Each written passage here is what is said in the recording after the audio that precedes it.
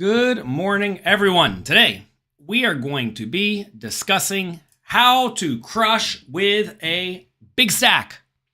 Hope you're all having a fantastic day. Mike says, can I make a video about straddles? I've made plenty of content about straddles. You can search youtube.com, Jonathan Little straddles. I bet something will come up. Also, I know for a fact on pokercoaching.com, I think in the advanced cash game course, or in the Cash Game Masterclass, we have a section discussing how to play with straddles, both on the button, under the gun, and a few other various poker formats. Seriously, y'all may not know this, but at pokercoaching.com, we have a search feature. And if you type pretty much anything in there, a video will come up explaining that topic. We've been at this for many, many years, and anything that sounds like a common question, we have almost certainly answered, along with every other question that's probably not so common. Am I going to the Wynn? I'm not going to the Wynn. I'm going to the Bahamas. The problem with the Wynn tournament is that there is one free roll, which is worth about $2,500 buy-in entry. Then there's a 10K, which has no guarantee on it. So that might be big or little. I think they have like a 25K side event, but I think that's it in terms of stuff I would want to play. So 3 tournaments. It's not really worth flying across the country for 3 tournaments. In the Bahamas, they have a giant 2,500. They have a giant 25K with, I think, 50 million guarantee. They need 2,000 entries. Okay, that's going to be a good game. There's multiple 10Ks. There's some 5Ks. There's some online events. It's in the Bahamas. I can go swimming every morning in the ocean. So I'm going to the Bahamas. Simple as that. I fully plan on going to the Wynn this year. If Wynn did what they did last year, this year, I would have been there. I like the WPT. I want to support the WPT in general. But if you don't have any tournaments that I want to play, what you going to do? That said, I realize the WPT is a great opportunity for people who are getting to play that tournament for free. I think it's a 5 million guarantee free roll. You have to jump through a bunch of hoops to get a seat, which I don't really love that. But, I mean, they got to give the seats away somehow, so they have to make you jump through some hoops. So if you have your seat to that, I think it's a great opportunity. Speaking of great opportunities, whenever you have a big stack, both in a cash game and a tournament, you're usually in a pretty good spot. That said, a lot of people have many, many, many misconceptions pertaining to how to play a big stack. So, first things first, does having a big, huge, gigantic stack actually matter?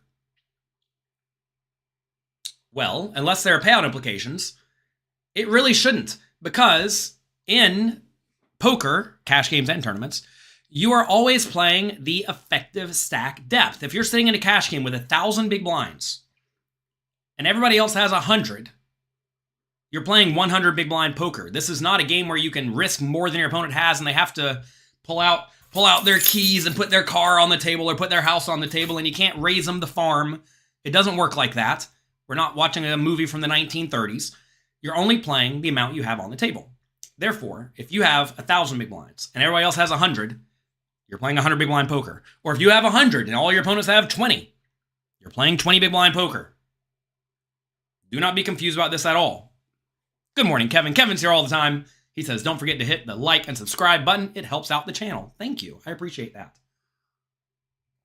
Always love the regulars. Always love the new people. I love everybody here. I'm glad you all are here. If you enjoy my content, this show, always click the like and subscribe button. It takes you half a second and it helps me out. That said, in a cash game, some people will play scared, either when they're short stacked or deep stacked or playing on a short bankroll or whatever. We're going to discuss that in a minute. In tournaments, you may be able to push people around a little bit more because if you lose your tournament entry, assuming you can't re-enter, you are out of the tournament and you lose profitable opportunities in the future. In a cash game, if you're in a scenario where your opponent makes a bet and you're in a spot where you think calling will make you $1, you should probably make the call because if you lose, you can just rebuy, right? But in a tournament, if calling makes you $1, but you think calling in the next hand will make you $100, you probably shouldn't call to make the dollar, because if you call and make the dollar on average, but lose your stack 20, 30, 80% of the time, whatever it is, you're out of the tournament. And then you can't make the $100 in the future. So in a tournament, you do need to be a little bit more cautious, and having a big stack does let you push around people a little bit more. Let's discuss cash games first. Like I said, you're always playing the effective stack. So having a big stack really should not matter at all beyond making the logical strategic adjustments, which we'll also discuss in a minute. That said, you do want to ask yourself a few questions. If you're playing, let's say, 1,000 big blinds deep and your opponents are playing 100 big blinds deep, is your opponent playing with scared money? If so, lean on them hard. I get to play a rather big game roughly once a month. It's 100 to 200. You buy in for 20K. Often people are in for 100 by the end of the night. Sometimes people have 200K stacks at the end of the night. And some people don't want to lose 200K. Now, it's 1,000 big blinds deep effective. They'll maybe straddles, so maybe it's more like 500 big blinds deep, whatever it is. It's still a pretty big amount of chips, right? And a lot of people are okay in that game losing 20K or 40K, but they really don't want to be losing 200K. Maybe myself included.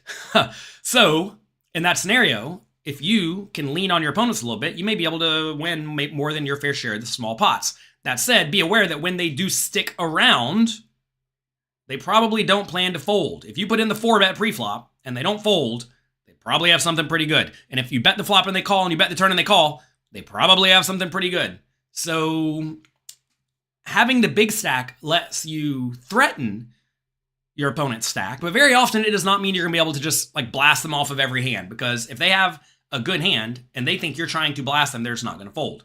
So you want to be using lots and lots and lots of aggression, but usually for small amounts, until you get to the point in the hand where it becomes clear your opponent does not plan to fold. Kevin says, you're loving peak GTO. We're going to look at peak GTO in just a minute to discuss some deep stack concepts. Can you use a heads-up display on Coin Poker? You cannot. By the way, we have a weekly free roll on Coin Poker. It's completely free to play for all of you if you've never signed up on Coin Poker. Plus, you get the best rake back they offer. You get a big deposit bonus. Check it out at pokercoaching.com/free-roll. Literally, every week for a year, we are giving away $2,000 to all of you. Every week, someone's collecting it. Well, people are collecting it. It gets chopped up among the prize pool. First place is usually $500 or so. Get in there and collect that money. Check it out at pokercoaching.com/free-roll. In tournaments, when payouts become relevant, you're going to want to push around the middle and the short stacks because they are highly incentivized to not go broke, because if they go broke, they again cannot take future profitable scenarios. And on top of that, if they lose, well, essentially the chips that you have currently are worth more than the chips you stand to gain, because if you double your chip stack, you don't double your equity in the tournament. We discussed this thoroughly at pokercoaching.com and on this channel. I'm not going to get too much into this, but when the chips you win are worth less than the chips you gain, that means you need to have a pretty big edge in order to risk your chips, right? So that allows you as the big stack to use lots of small amounts of aggression. Something a lot of people used to do wrong, and to be fair, a lot of people still do wrong today, is they do a lot of shoving all in when they have a big stack. If everybody has 20 big blinds and they have 50 big blinds on the bubble, they just rip it all in, thinking, okay, they can only call with aces and kings and queens, and maybe ace-king, and not even that. And while that may be true, you may find that min raising and then betting 1.5 big blinds on the flop will get a similar job done and risk way less, which will conserve your potential bluffing opportunities in the future. Because if you make 120 big blind shove off your 40 big blind stack and they call and they double and now you have 20 and they have 40, well, now they're the big stack. Whereas if instead you've raised to 2 and you continuation bet 1.5 and they then play very straightforwardly, if you lose, you have 36 big blinds left. Or if you even make a turn bet, you have 32 big blinds left and they still have 25 or 28 or whatever it is. And you're still the chip leader, right? So you essentially get to lose more pots if you use lots of tiny amounts of aggression. Again, we discussed this thoroughly in the tournament masterclass and the advanced tournament course at pokercoaching.com. We actually have a Poker Coaching Black Friday sale happening right now. Check it out at pokercoaching.com/Black Friday. We just released a brand new course called Tournament Domination.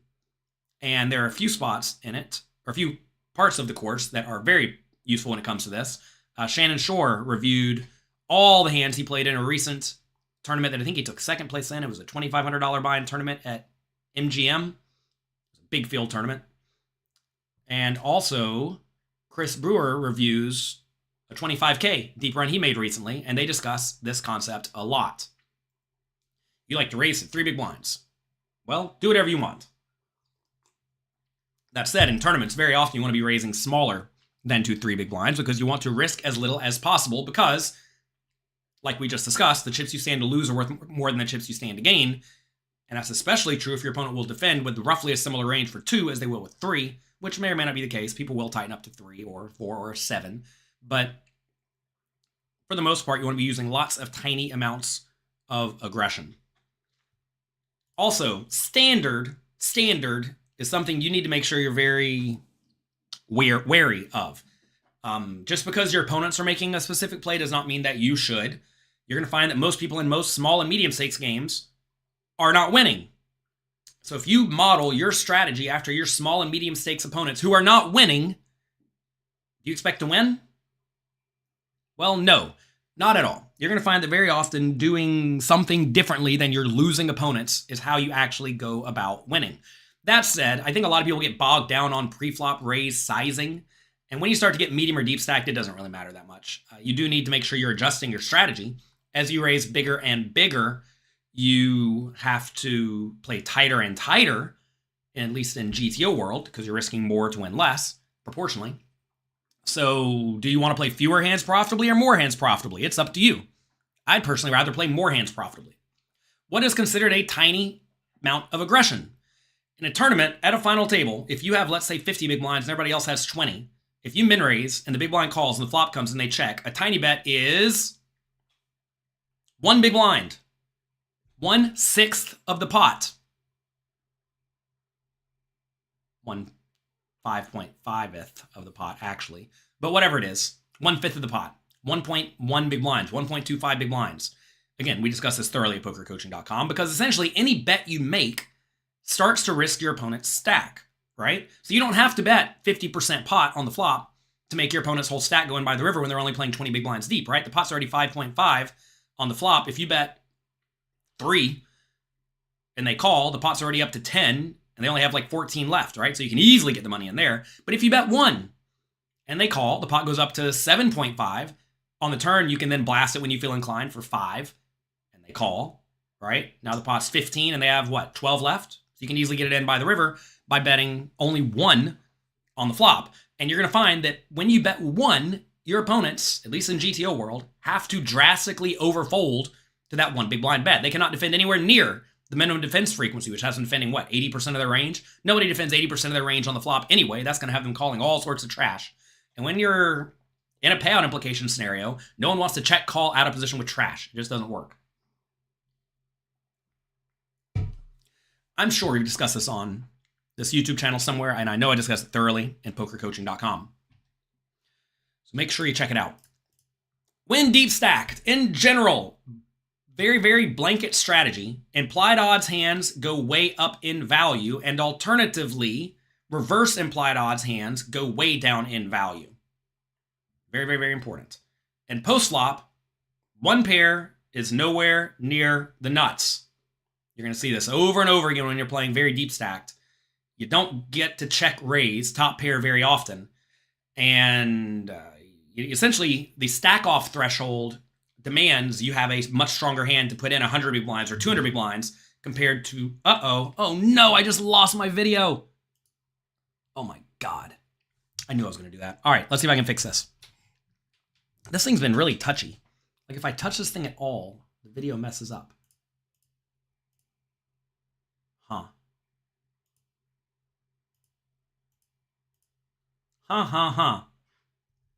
Well, you all can still hear me, right? Let's see. I'm going to try to add a new video capture device. You think it'll work? New video capture device. Let's try this one. Is that working? Oh my gosh, isn't that crazy? Test. Maybe I removed the old one. I have so many wires up here because I just got back home. I'm always just getting back home. Just got back home. Is that working? I guess it's working. Who knows? Who knows? Who cares? You all know what I look like. You all think having a face adds that much to the video? Some people think it adds a lot. Some people think it adds none. Did you know there was a question on the... Well, I guess I shouldn't spoil it. It's a 5-letter word for a poker pot in a crossword puzzle. And you know what they said the answer was for the 5-letter word for the poker pot? What's the 5-letter word for a poker pot? I'll even give you a hint. It starts with a K. And I'm like, nah, this ain't right. My wife asked me, is this actually correct? Even my wife knows this is not correct. She doesn't even play poker. 5-letter word for a poker pot. Type it in the chat if you know it. By the way, while we're discussing this, in terms of preflop raise sizing, don't get too bogged down on it, but realize if you're good, you want to play as many hands profitably as you can. And as you raise bigger, you must play tighter. Now, if your opponents screw up to a particular raise size, you may want to use that size even though it may not be ideal in GTO world, right? Like, for example, say you can raise to 3 big blinds and your opponents drastically overfold. They drastically overfold. Well, then 3 is probably better than 2. Back in the day, everybody raised to 2 and people would defend adequately. So as you raise smaller to 2, people would play as if you raised to 3, and they would drastically overfold to the 2 big blind raise. I think people are getting more comfortable playing as 2 big blind raises, especially since a lot of solvers online are solved using the 2 big blind raise, because that is thought to be actual GTO and ideal. But if your opponents will screw up to something, then you probably want to at least consider doing that. So the right answer on this crossword puzzle was a kitty. K-I-T-T-Y. Some of you got it right. That is the name for a poker pot. Now, I completely disagree. I asked ChatGPT, what is a kitty? A kitty is shared expenses. Players might agree to create a kitty by setting aside a small portion of each pot to cover shared expenses, such as food, drinks, etc. I thought a kitty was like money set aside for something. That's what I thought the word kitty meant. And that's essentially what this is. I didn't think it was shared expenses, but I thought it was money set aside for something. Kind of like if I have a poker bankroll and I have money set aside to take shots in a particular game, that's my kitty for that. Or the money is in the kitty, like the side drawer for taking care of expenses. Alternatively, it says a kitty is a side pot or bonus. In some informal games, a kitty might be used as a bonus pot for players to compete under certain circumstances or rules. In addition, the kitty should not be confused with the main pot or any regular side pots in a hand. So maybe this is for like weird games where if you get like, maybe it's like a bad beat jackpot or something that you put the bad beat jackpot money into the kitty. That would make sense. It's definitely not a poker pot though, in my opinion. So I think they got that crossword puzzle thing wrong. That's an old term from the Roaring Twenties. Your grandmother and friends called their rummy and hearts pot the kitty. Sure. Read a little. Hello, good morning. That's my mom. Hope you're having a great day on Facebook. We stream everywhere. Wherever you are, we are there. If you get caught bluffing, is it best to tighten up or continue to bluff? Because your opponents will expect you to be tight in the future. So, Sam, this is the problem with trying to figure out what your opponents think of you. If you run a bluff, do they think you're going to bluff again because you like to bluff? Or do they think you're going to be a nit because you don't want to get caught bluffing again? I don't know. It's hard to say. Some people, I mean, if you can predict how your opponent's going to view you, then obviously that makes your life easy, right? Like if they think you're going to be tight because you just got caught bluffing, then you should be bluffing like crazy. If they're going to think you're crazy because you just ran a crazy bluff, well, then you should tighten up, right? The problem is you'll very rarely know. So you should probably continue just to play good, strong GTO poker. I would say in general, if you get caught bluffing, people are going to think you're not going to want to do that again. So if anything, you should probably keep playing overly aggressively. What I wanted to do today is I want to take a look at peak GTO. What I've loaded up here is we have cash game simulations for 100 big blinds deep, as you see here. Can I make this bigger? It's about as big as it gets. And then we have over here cash game simulations for 200 big blinds deep. So, exact same thing, cash game ranges. They're going to be kind of tight, tighter than you may be used to, but we're going to be looking at deeper stacked preflop ranges versus shorter stacked preflop ranges. Then we have the trainer loaded up. We're going to train on some hands in a little bit. All right, under the gun. Notice, under the gun, 100 big blinds deep, you can raise 11.38% of hands. Under the gun, 200 big blinds deep, 11.36% of hands, basically the same. Are there any differences?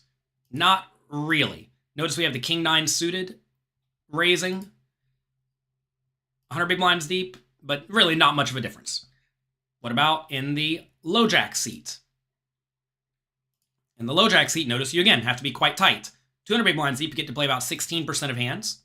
100 big blinds deep, you get to play out 16.5 or 15.5% of hands. Again, not much changes, but notice as you get deeper, we're starting to mix in some more suited connected type stuff, right?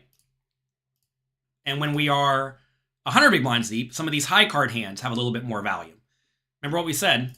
Implied odds hands go up in value when you're deeper. Reverse implied odds hands go down in value. So reverse implied odds hands are hands in this region, hands that make top pair marginal kicker. Top pair marginal kicker is great when you're shallow, not so great when you're deep.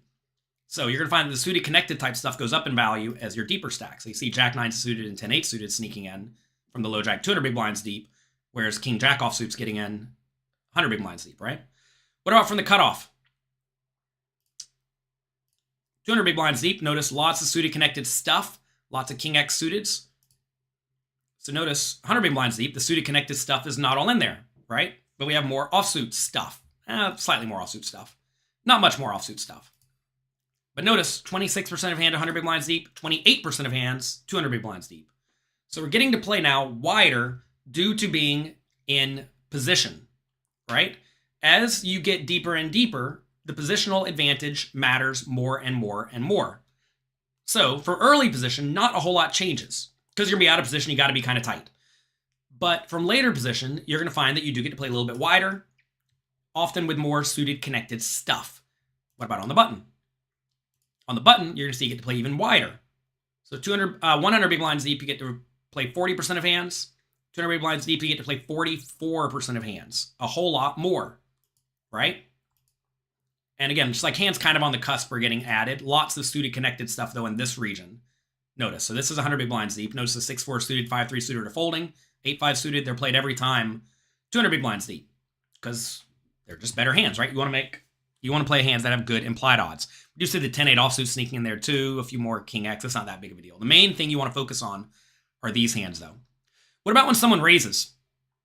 What about when under the gun raises and you're under the gun +1? In both scenarios, notice you're going to be very, very, very, very, very, very tight. Now, again, this is not as tight as you should play in GTO world. As tight as you play in the real world, but in GTO world, this is what we're going to be looking at now. You can play a little bit looser if you're playing against real opponents who won't 3-bet yet to act, etc., etc., etc.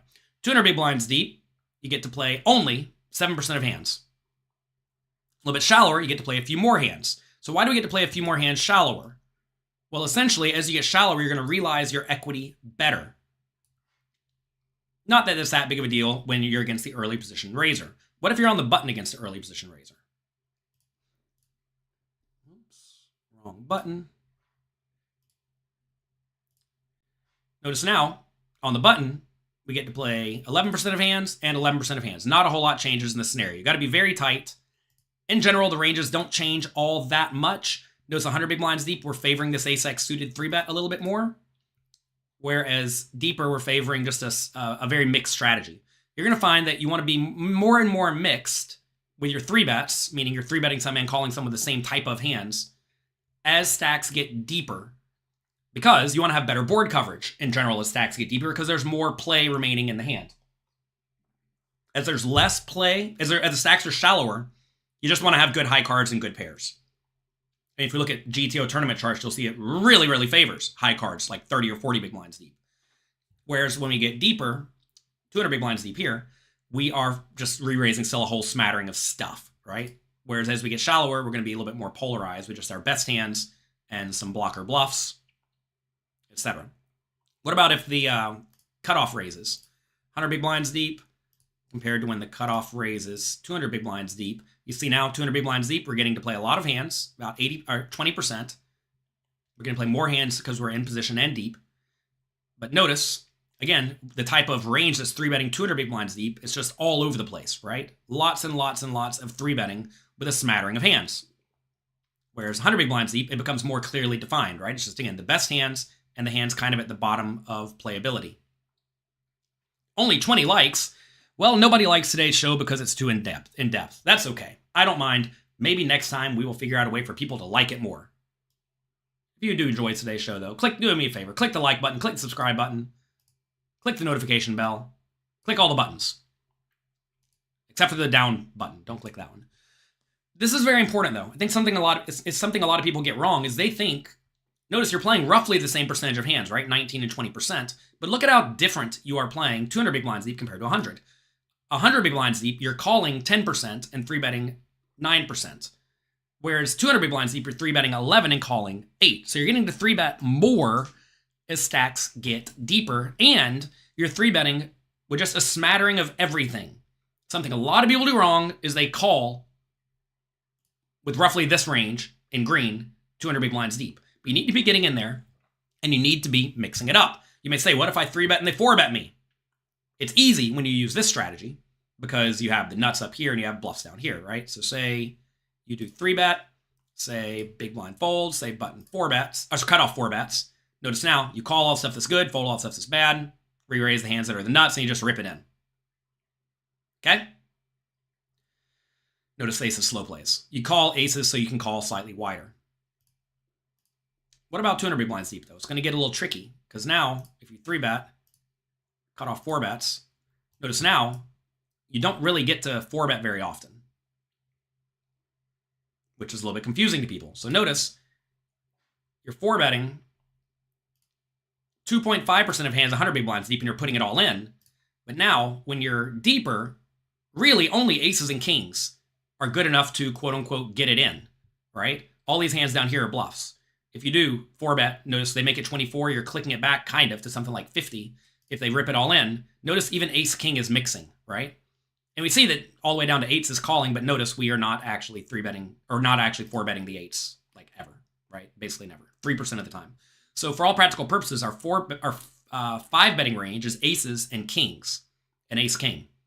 Everything else, just a few of these low ace-x suited's bluff, and king-9 suited, everything else calls. So, because you are deep stacked, 200 big blinds deep, if you 3-bet with this range in red, with these hands, and you then get 4-bet, notice you're calling basically everything except for the weakest offsuit hands and the weakest king X suiteds. This makes a lot of people uncomfortable. Notice also what the opponent should be 4-betting with. It's only really good hands for the most part. You know, they're 4-betting only really good stuff. So this is a scenario where a lot of people don't like calling in position against a really good range. But it is what you should do because you're getting good pot odds. Remember, you made it 10, they made it 24. You have to put in 14 to try to win like 50. Right? So you only need to realize 33% equity in position. And all this stuff will. And using some common sense, you know, ace-x suited certainly will. All the good suited connected stuff will. Pairs will. So the only thing you're folding out here is the offsuit high cards. That's it. You're calling in position and going to the flop. And it's nasty. It's nasty to call with the 10-8 suited or the 5-4 suited. That said, a lot of these hands are kind of easy to play because these hands that are suited, rolling all over cords down here. These hands that are suited all have good implied odds. And the pairs, obviously, you flop the nuts, you're great. And, you know, suited aces, you make a pair, if good draw, you're good to go too. As Louis Philippe says, who runs the poker coaching study sessions, late position versus late position ranges are wide and you need to be sticky. Indeed, you need to be sticky. You don't get to go around folding all that much. Something else I wanted to show all of you is, let's say, folds are under the button, button raises. How do we play in the small blind? Notice 100 big blinds deep. We don't do a whole lot of calling, we do a whole lot of 3-betting. If there's a big rake in your game, you should only 3-bet, you should never call. This is something a lot of people do very, very wrong. They call a ton, thinking, all right, I'm getting good odds, but you're going to be out of position with the worst relative position in the hand, because on the flop, if you call and the big blind calls, you're going to check small blind, big blind's going to check, button's going to bet, then you have to act before the big blind essentially has to say anything, and that's bad. So you really don't want to do a whole lot of calling here, except for hands that flop really well, and you're mostly 3-betting. 200 big blinds deep, though you do get to call much wider, mainly with additional hands that flop the nuts, right? So you see, we're calling 7%, 200 big blinds deep, compared to 5%, 100 big blinds deep. Essentially, by 3-betting here to 12, you start to make the stack to pot ratio very shallow, 100 big blinds deep, to the point that you can just like make top pair and get in. But 200 big blinds deep, you can't really make top pair and get in, so you do more calling. All right, what if you fold small blind? What do we do now in the big blind? 100 big blinds deep, we're 3-betting, you know, some, 12 or 13% of hands, right? A lot of calling, mainly with suited stuff. Notice the offsuit stuff's pretty bad. 200 big blinds deep. We get to call slightly more. You may think you need to be tighter in this spot, but that's not really true. Notice you are 3-betting a little bit less, 11 compared to 12 or 13. But this is a spot where our 3-betting range changes a little. Notice it's like 200 big blinds deep, it's skewing towards like suited connected type stuff. Whereas 100 big blinds deep is skewing towards some offsuit random high card hands, right? Notice almost no offsuit high card hands 3-bet 200 big blinds deep. But 100 big blinds deep, the offsuit high card stuff does some, right? And that's because whenever you 3-bet 200 big blinds deep, you're going to be getting called more often, and you want to make sure you have a hand that has good playability, ideally with a range that has good board coverage, which is why all these hands are all over the place. By the way, something a lot of people do wrong, in almost all scenarios, they don't 3-bet these hands. What software is this? This is Peak GTO. It's a new software we released recently. Check it out at peakgto.com. You can actually get a bundle if you're a Poker Coaching member. If you want to be a Poker Coaching member, check it out at pokercoaching.com/Black Friday. Does GTO... I don't know what you're asking, Kevin. Anyway, notice all these suited connected type hands are 3-betting in both scenarios, right? A lot of people don't 3-bet these hands. This is a big mistake to not 3-bet these hands because essentially you are then going to be very, very easy to play against. If you only 3-bet the biggest high card hands and the best pairs, and you don't 3-bet all this suited stuff, the middle and low boards are going to be really, really, really bad for you because you have no good hands on them. And that's going to be really bad for you because notice if you do 3-bet, what's your opponent going to call with? Well, they have lots of stuff in this region, right? So if they have lots of stuff in this region and you have none, that's really, really bad for you. So make sure you do 3-bet the middle type cards. Something else I want to show you. Say the button does raise and you're in the small blind, or the small blind calls. What do you do in the big blind now? 100 big blinds deep, you got to be pretty tight. A lot of people don't like how tight you should be in this spot. So if the button makes it 3, small blind calls, and you're in the big blind, notice all this offsuit stuff is folding. King 9, Queen 9, Jack 9, Ace 7, Ace 8, 9 8, 8 7. These are not good hands, even closing the action, getting good odds, because assuming the small blind's decent, this is very important, assuming the small blind's decent, and calling with this range, or a comparable range, it could be a wider range of similar hands, you really just don't get to stick around all that much, because the small blind's range should be pretty good. Notice when you are 3-betting, it's just very linear. A lot of the best hands, and good, strong, suited, connected type stuff, right? 200 big blinds deep, it's going to be similar. So button raises, small blind calls. Notice not a lot of calling, especially with the offsuit stuff. Offsuit hands are really bad.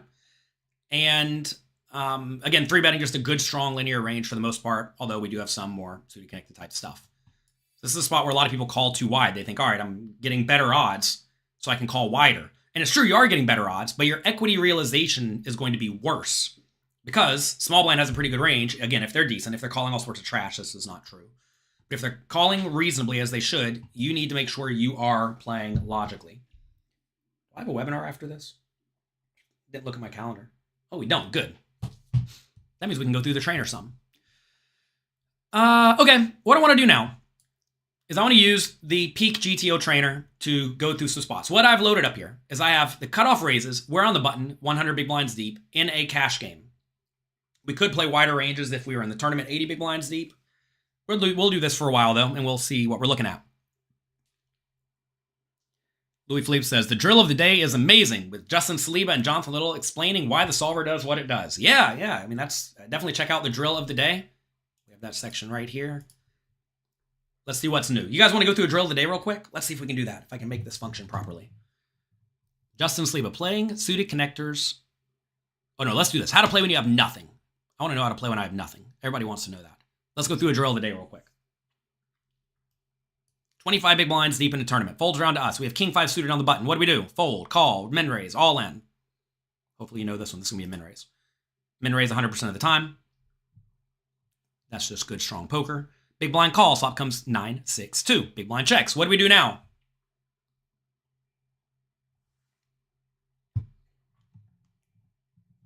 What do we do now? I don't know. guess I would go with a small bet, although maybe it's a big bet. I think if this has a flush draw, we probably want to bet big. Like if we don't have the flush draw, but we have king five, like say it's 9 of spades, 2 of spades, 6 of hearts, probably want to bet big. So in spots like this, I think you mostly want to check back stuff that you can easily call on a lot of turns. And I don't know if that's going to be the case with this one. I think we should bet small, but I don't know. 4%. So we should bet bigger or check. All right. So with king five here on the flop, I would say we had like kind of mixed properties, which is going to lead us to having a mixed frequency. That's exactly what I was thinking, right? Like, there's a lot pulling us here because we have backdoor flush draw and backdoor straight draw, an overcard, so it's like a junky draw. And we have a little bit of showdown value that's going to be okay. So this is a tough one. And so, as Justin's about to say here, whenever you have a tough one, where like you're being pulled multiple ways, usually it is going to be mixed. Anyway, let Justin keep talking. I'm going to let him talk. I'm going to shut up. Can either bet big or check in the spot. Overall, with our range, we have an equity advantage for sure, but we also have a very large nut advantage on these like 9 high, 10 high, 8 high boards when there's no straights available. We have a ton of overpairs that the opponent doesn't have. We have really good 9x in the spot and way less air. And so on these kind of like low boards that are disconnected, we're going to go for this big bet size right away on the flop, and we're also going to want to play some checks. Now, when we have this king five backdoor, we actually have a good amount of equity against our opponent's range. We have the backdoor straight draw, backdoor flush draw, overcard to the board. And so when we have this kind of hand, we need to play both bets and checks. Now, one good rule of thumb here, one good GTO mechanic, is that when we have a hand that can't continue against a small raise, we typically bet when we don't have the backdoor flush draw, because it's a little bit less painful to bet the king five of clubs here, and then when we get raised, we have a pretty easy fold. Whereas king five of hearts is kind of put in this weird spot where we actually have some amount of equity, and it kind of sucks to fold out that hand. Which is why I was thinking small bet might be good here, because if you bet small and get raised, you can still call. Like if you make it 1.4 and they make it 3, you can stick around, which feels dicey, but I think that's reasonable, which is what he's saying here is that you'd rather bet a junkier draw and then fold it to a raise, like king five of clubs, right? King five of clubs is pretty junk hand. So you'd rather bet that one big so you can then fold it to a raise. That said, it's still going to mix it up with this hand. And so what you'll find is that the ones without a backdoor flush draw are going to bet at a much higher frequency. Now, as your hand gets better, or with better properties, like a hand like Jack-10 suited, it's now going to switch, because Jack-10 suited is a hand that's going to continue against small raises. And so we want to have that added equity, and then the Jack-10 of clubs, because it's going to be in this really rough spot when check raised, is now going to check back at a higher frequency. So that's kind of like a trigger I have when building these flop strategies. We're going to have some of the easiest checks here with like our under pairs to the board. They don't need that much protection. Some of our good ace high hands like king queen off, it's going to build most of our check range here. And then we need to find hands like this to just check back. We want to realize our equity, and then we can always look to bluff on some future streets. So as he does say here, essentially, like notice how I said a lot of the stuff that has showdown value is going to check. And the question is where does our showdown value begin, right? So obviously under pairs like to check. And obviously the best ace high likes to check. So the question is, how far down are we checking? And I mean, I guess king high has some showdown value against big blind. You know, if you told me in this spot that we are never using the small bet size, I think I would err towards checking this, because you don't really want to bet this big and get raised, like Justin said. That said, looking around this range, we do have a few small bets. And it does look like king 5 suited, queen 4 suited, king 4 suited, king 3 suited are using the small bet some. So I don't know. I don't mind it. Let's click continue. All right. On the flop, they check, we check it back. Turn is a 10 of spades, they check. What do we do now? Oh my God, I'm probably gonna get this one wrong. When it goes check, check, what's our range look like? What do you think? I can tell you it's a nasty spot, I know that much.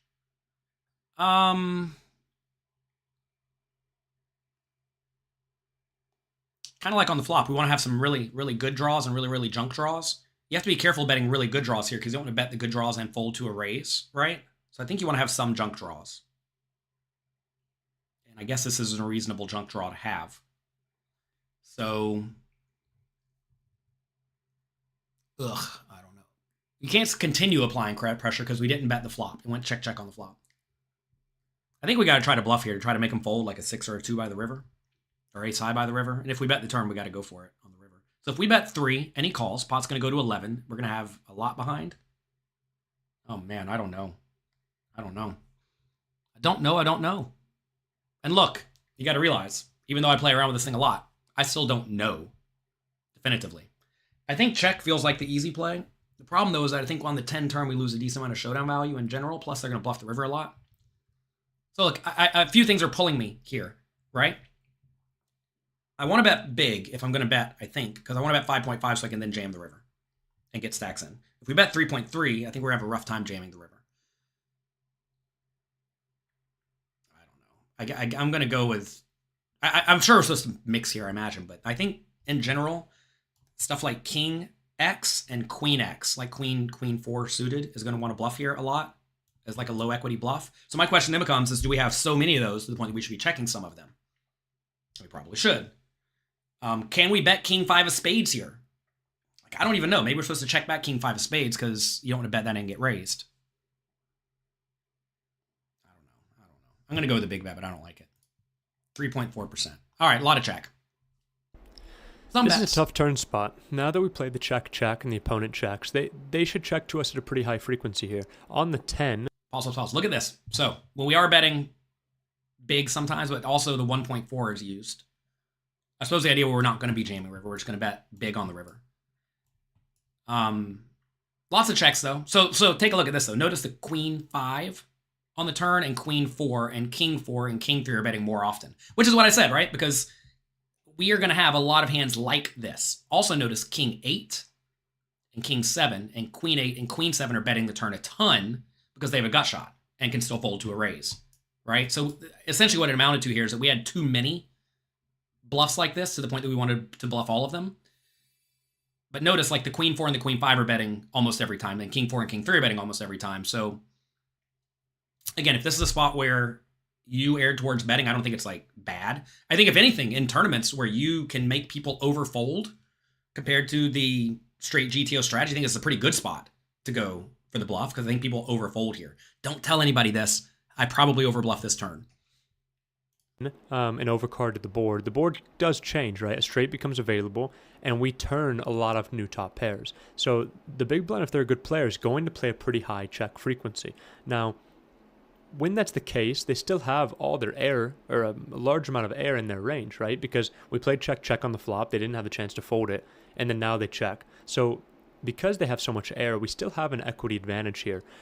But King 5 is not going to be a great hand where, you know, in some of these previous Drill of the Days, we've talked about how we want to unblock folds, and we have the King 5 in our hand. We're not doing a great job of that, right? We don't have a spade that's blocking any of the backdoor flush draws. When we bet, we're really targeting a lot of their offsuit King highs. And so like our King 5 here is not this like great candidate to just start kind of going crazy. And we're betting about half our range. So we have to be really careful with our frequencies. We can't just... To be clear, what he's saying here is that when we have King high, like when we're betting this, we kind of want them to fold out King high, right? So the fact that we have a King is not great, which is why we see the Queen X bluffing way more often. Because when you bluff the Queen high, you get King high to fold. And we don't block them from having King high. So the fact we have a King is actually not ideal. I mean, we still see some King 4 and King 3 bluffing, so don't get me wrong. But this is a spot where you'd rather have Queen high. And like I said, like in general in spots like this, you almost always want to have the highest... I mean, you want to have the lowest card that is one card above the highest card on the board. So right here, if we had Jack X, we would love to bluff Jack X. Notice we don't really have any, though, because we don't play him pre-flop. So because we don't have the Jack X, the Queen X, in my mind, triggered as like, yeah, bluff the Queen X on the turn. Ignore this Queen here. You bluff the Queen X on the turn, right? Which, as we see, like every Queen X bluffs a lot, which makes sense, right? But then, do you move up to the King? And, you know, I didn't know. And there are a lot of spots like this where you're not going to definitively know, but if like you're somewhere in the region, like say you bluff all your King 5s, King 4s, and King 3s, yeah, you're over bluffing a little, but it's not like you're going absurd. I think it'd be a bigger mistake in general to just check them all, because then that makes your range too weak when you do bet, because then when you're betting the turn, you're just betting all the nuts, right? If you're betting only nuts, then you're easy to play against. They just fold. Always get here with the King highs and start to bet. And so I think that what people do is sometimes they just either bet the flop or they bet the turn. But we need to have hands like this that just check back twice and can find aggression on certain rivers, or just check back and lose, or check back and win on certain rivers, right? So we need to be tough to play against. If we're always betting these hand types, your frequencies are going to be all out of whack. So what he's saying here is that if you bet every king 5, king 4, king 3, queen 5, queen 4 on the turn, we're not going to have that many hands that can logically bluff the river. And we're going to have medium strength value hands to bluff the river. I mean, look, notice what we're checking, right? Like Jack 10, Jack 9, all these 9s are checking, and all these 9s can value bet the river. Those are also like checking Jack 10 on the turn. A lot of people just always bet all their 10s, but some 10s are checking. Not a lot, but some of them are checking. But we are going to want to value bet the 9s. I mean, remember, it went check, check, flop, check, check, turn.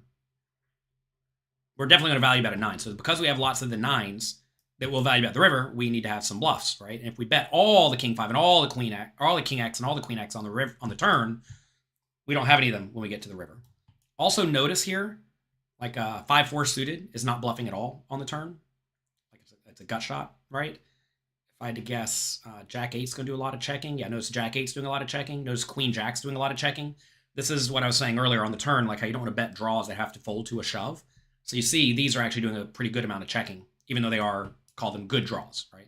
I think the better hands to bet are going to be like your ace highs with the spade that are especially weaker, and get better ace highs to fold. They get a lot of equity kind of clearance by folding out that air region, and they're just not blocking as many folds that a hand like King 5 is going to have here. So a hand like Ace 7, Ace 8 with the spade are going to be great.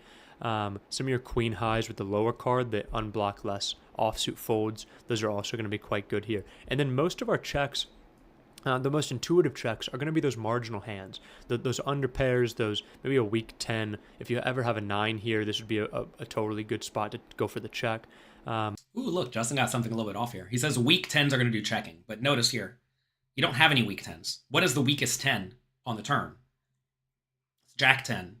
But, well, Jack 10 is the one that's checking, but notice the 10-7 and the 10-8 are betting every time, and that's because they have a gut shot to go with them. Turns out, pair plus gut shot when you're shallow is really good. So you may not realize this, but like Jack 10 is effectively the worst 10 you have. So maybe Justin, what he said is right, but I think a lot of people would naturally think, okay, what's the weakest 10 I have? It's 10-7. That one's betting every time because it has a gut shot to go with it. If we did have like 10-5 in our range, then yeah, that one would start doing a lot of checking because it's just top pair, no kicker. By the way, also, if you just like, say you didn't raise the queen 5 and the queen 4, say these just weren't in your range, and you ran the solver again, it would have you betting way more of the king 5, king 4, and king 3 to compensate for the fact those aren't in your range. And if we had jack 5 and jack 4 in our range, we'd be betting these way more often and therefore checking the king high more often. So you got to realize these solver outputs are kind of sensitive and intricate. And as your range is even just like a little bit off, that will change the strategy you use, especially with the hands at the bottom of the range. And as you study more and more with the solver, you see these patterns happen over and over again. So again, like I said, if you want to bet more of the king highs, that's fine, right? And if you want to bet fewer of them, but your range was wider, that's going to be mandatory because then you will end up with too many bluffs, like by a mile. And then obviously your pretty good ace highs that just have decent showdown value. So let's go with the check here again with the king 5, and let's see a river. Check, check, check, check. We get to the river. What do? They check the river. Oh my gosh. Do we need to bluff the river? What do you think? Queen river's great for us, I presume. That said, we bluff a lot of our bad queen 8 or queen x. This is another one of these spots where the solver outputs can be very sensitive based on how much of the queen x you bet on the turn. If you're enjoying today's show, by the way, click the like button, click the subscribe button. We need to bet the river. How much do we bet? You know, in the GTO world, you should basically never bet smaller than half pot. Notice we don't try to trick you by putting in a one big blind bet on the river in position. We presume you've studied at least a little bit before you use peak GTO. Was that Justin you saw? It was Justin. Justin Sleva, world-class poker player and coach. Makes a lot of these drill of the days. I'm going to say we want to bet big. Notice here we have no Jack X. So King X is one of our worst hands. I think we got to go big. If I had a queen, not that we have many queens, but if we had a queen, I think we want to bet big. We do have Queen Jack. That can easily bet big, right? The question is 4.1 or pot. I'm just going to go with pot. I don't know, though. Pot's 33%, 4.1 is 47%. So on the brick queen here, when the opponent checks to us, now we can come alive. Now we can go for this 4.1 bet size, 75% pot. I really, really love this line. You can't see it, it's off the screen, but bet small is 20%. Oh my God, what just happened? Did I just click backwards? Ah! Start drill. Let's do it again. Did I somehow click backwards? So right here, Shark says something that is very inaccurate. A lot of people, whenever they look at these solver outputs. So with King 5 here on the flop, and then we need to find hands like this. So just they think that like one play is the only one that is okay, but that's not true, right? It's not optimal to bet 4.1 big blinds here. It's optimal to use a mixed strategy. And you can see the numbers flash through here kind of quickly, but each bet size is used some portion of the time. So the optimal thing to do is to bet 4.1 big blinds, whatever this percentage of the time is. Easier said than done, I know.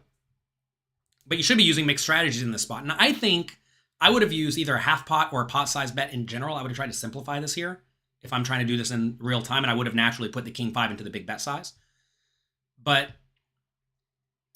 all sizes are used. And if you gave the solver more options, it would use more sizes, which is not really how the real world works because, I mean, notice we're essentially giving the solver 5 options. We're playing 5 option hold'em on the river when we use the solver like this.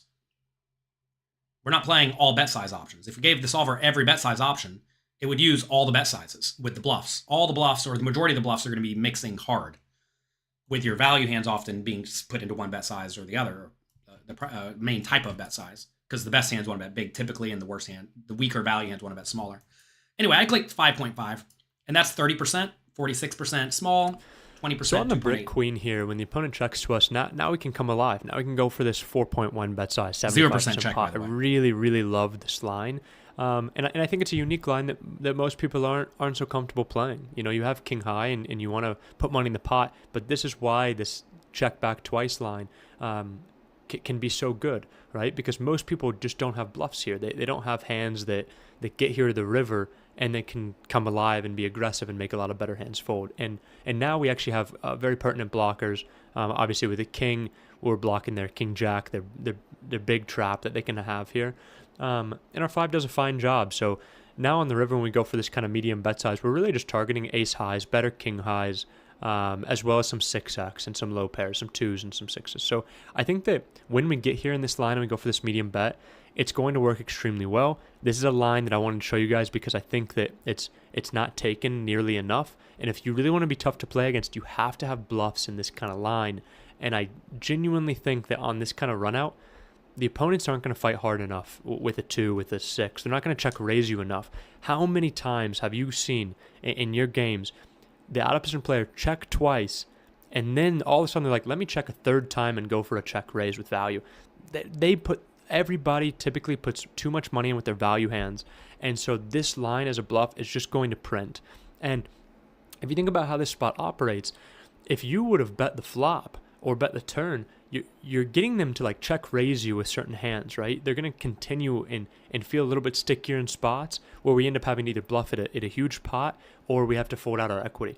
By taking this line, we got to realize our equity, and now we're still able to target a lot of those hands that we're trying to get to fold on earlier streets. So by checking here to the river and then making them fold on the river, you're just going to be so tough to play against. And I hope this line works out well for you guys in game. Okay, fine, good. Something someone said is, I would call you with ace jack here on the river. Would you, though? Would you? Would you, though? In this spot, what were we looking at? In this hand, we raised what? Cutoff, small blind folds. Big blind has no ace jacks. If you have ace jack in your range on the river, you screwed up badly pre-flop.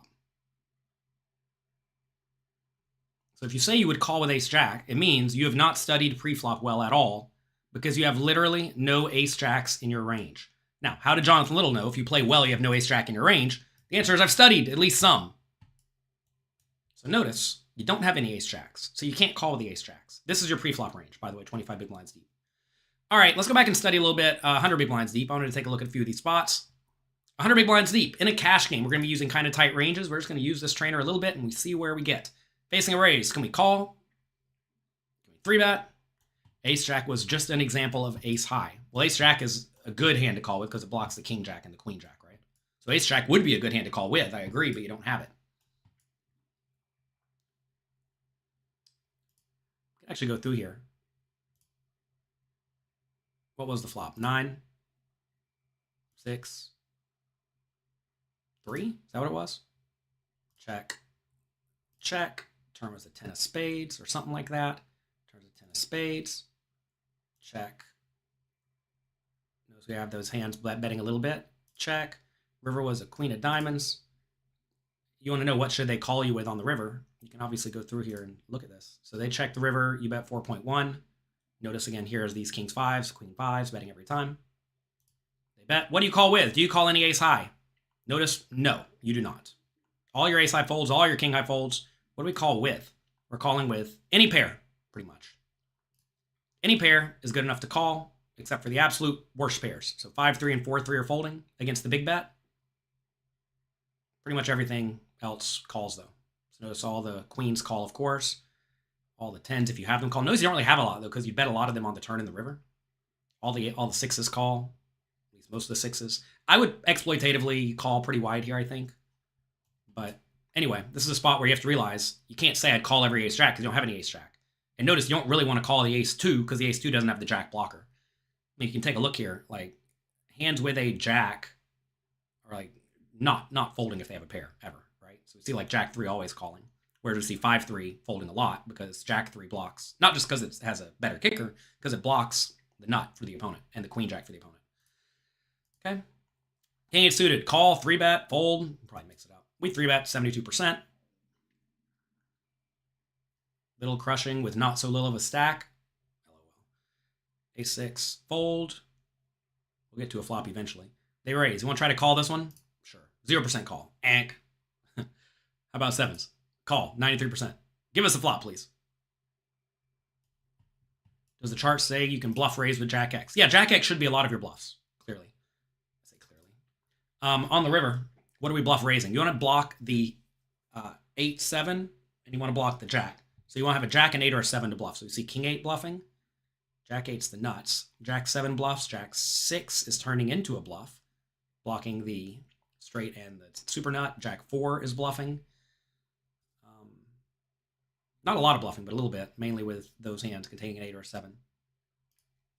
All right, pocket 7s. We call pre-flop. The flop comes. They check. I think we want to bet small a lot. We do bet small 80% of the time. Queen 10 is playable. Queen 10 is apparently not playable. Let's take a look. What should we be playing? You can actually come over here and look. Cutoff raises. Here we are on the button. Queen 10 offsuit folds 100%. Is it playable? Maybe. Notice if we were looking at a different chart, tournaments, 80 big blinds deep. This scenario, if they raise, you can then call the queen 10 or 3-bet the queen 10. It's not a particularly good hand, but I do think exploitatively, it's probably fine to play. All right, we get check raised on the flop with our pocket 7s, and the opponent's playing well. What should we do?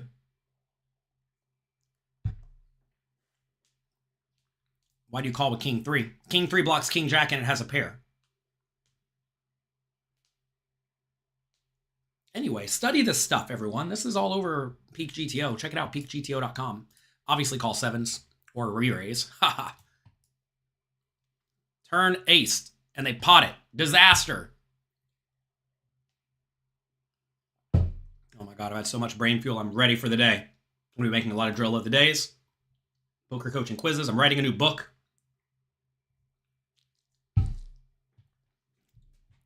This might be a fold.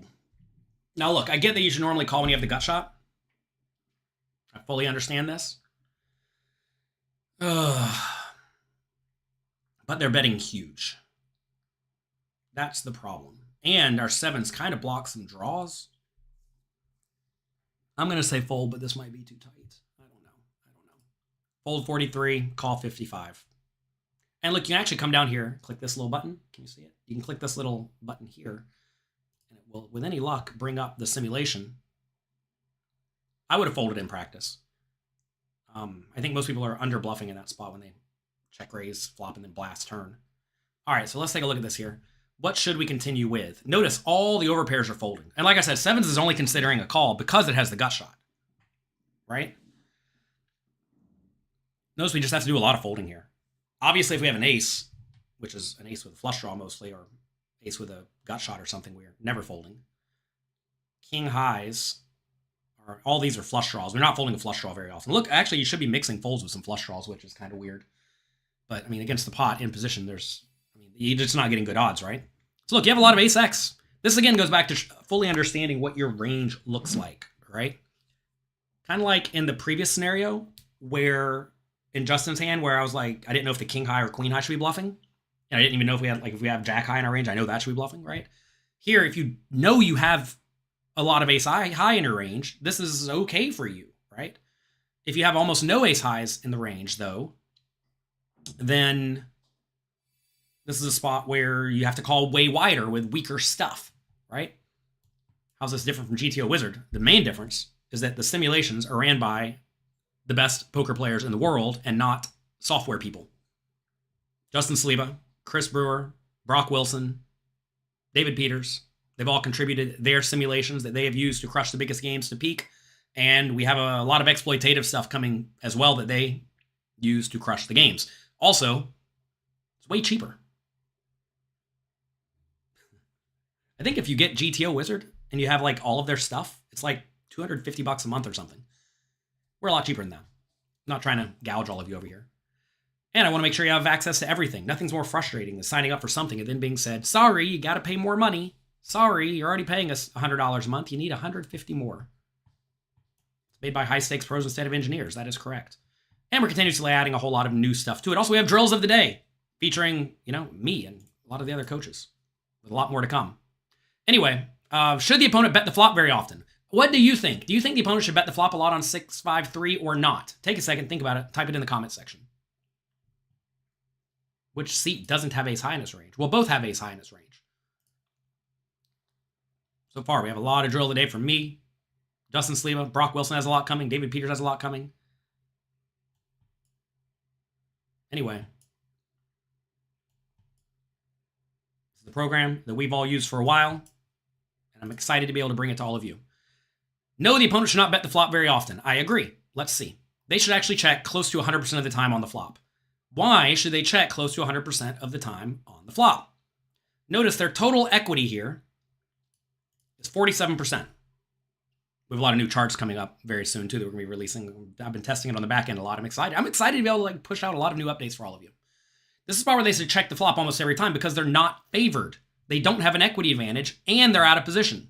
When you lack the range advantage, and you're out of position, you have to check a lot. A lot. So, they have to check a lot. And then because we have some various nut hands, lots of hands that need protection, lots of hands with backdoor equity, we get to bet kind of frequently using a bigger size. Smaller size, frequently and small. And then they're going to come to life and check raise a lot of their best hands and some draws. So best hands here are going to be the best overpairs, some sets, and draws are going to be hands with a 6 or a 4 primarily. So we see the 4s check raising a lot. I'm sorry, not 6s, the 7s. The 7s are check raising a lot. That makes some sense. Anyway, you can go through here and quiz yourself over and over and over again in these spots. You can use the trainer. We have an ELO rating. It'll tell you if you're good or bad. As you play more and more and more, your rating will go higher and higher and higher, assuming you play well. If you play poorly, well, it'll go down. And you'll be able to know if you are a shark or a fish. These are just all folds. Pocket 9s on the button we can call her. 3-bet, 91% call, 9% 3-bet. Why would they check with a set on this board? Because they don't have the range or the nut advantage. When they don't have the range or nut advantage in GTO world, they must check a ton from out of position. This is just standard GTO concepts. If this is new to you, please go through the tournament and cash game masterclass on pokercoaching.com. It's fully explained in all these scenarios. Should we bet this flop small or not? I gotta imagine 8s should bet. Maybe 9 should bet with a heart. Maybe it's supposed to check. I don't know. It's probably going to mix it up. Let's say bet small, but I could be convinced checking's better. So it is check bet all over the place. So mixed strategy. They call. Turns out it's 6. Should we bet again? I'm going to say no. Check 71%. River is a 8. Oh boy. I'm a hell of a salesman. I'm actually not a salesman. I'm a poker player. Everything I have here is made by poker players. Everyone on my team is a poker player. We know what works. Simple as that. We make the tools that work at the highest stakes and the smallest stakes all over the place. We have students winning at all levels of the game because we understand how to win at poker. How much do we bet on the river? Probably pretty big, right? In Solver World, it might go real big. It might go like 35. It might go 35. It might go 17. When lots of draws miss, you often want to bet big. And all the flush draws missed. Oh, gosh. And here we have some 9s and they don't really, right? I mean, they have a few, but not a lot. So I think we're supposed to bet big. I'm going to go 35. It's 17. Got it wrong. So notice here on this river, this will be the last time we go through the day. You are going to use big bet sizes as you get deeper and deeper. You need to get comfortable using overbets. 35 felt egregious there, but I think it's a spot where they don't have a lot of 9s. When they don't have a lot of 9s and we have some, I know we want to bet on the bigger side. So here, what should we do on the river? Notice we don't use the 3x pot. We do use the big size a lot. And pocket 9s, when we have it, mainly wants to bet 17 or 12 in this spot. Notice here the smaller bets are not used very often. Typically, when you have the nuts on the river, deep stacked, you want to be using a big bet size.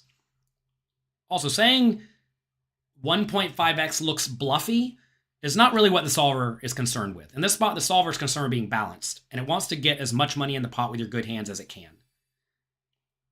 And notice here what is being used as a bluff. All the 9s. I'm sorry, as a bluff, sorry. What's being used as a value bet?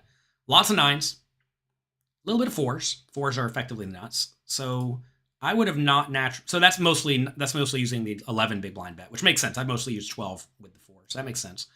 And then a lot of 10x. Why 10x? Because 10x blocks 10-9. Not the opponent has a lot of 10-9, but these are being used a lot of the time too.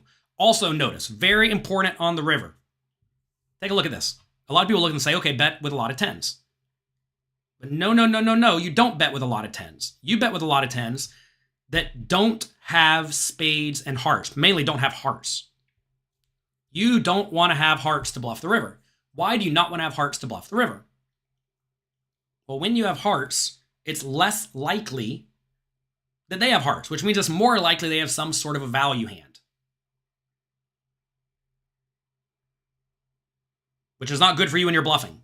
When you have hearts in your hand, it's less likely they have a busted flush draw.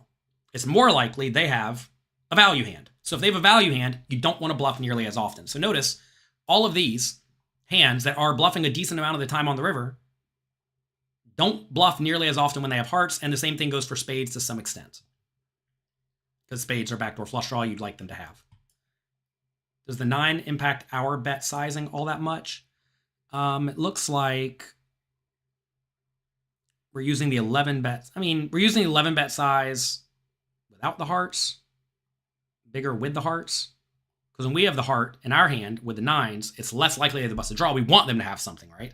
So when we have the 9 of hearts in our hand to value bet, we'd rather bet on the big side because we don't want them to have a busted flush draw. We want them to have a heart or a pair or set or whatever, right?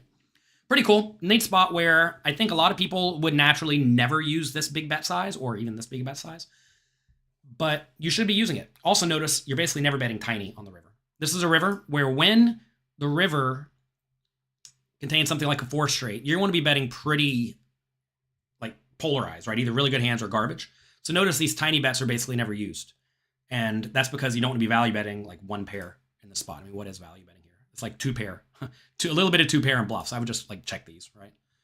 So cool spot where I think a lot of people would have screwed it up. Anyway, that's it for today. We discussed how to crush with a big stack. We went through a little bit of stuff on Peak GTO. If you want full access to Peak GTO, check out peakgto.com. If you want the best sale of the year on pokercoaching.com, check out pokercoaching.com/Black Friday. Thank you for spending the morning with me. Good luck in your games. Have fun. Make the most of your opportunities. I hope you have a wonderful, wonderful week. Click the like and subscribe button before you go. I'll talk to all of you next time. Bye-bye.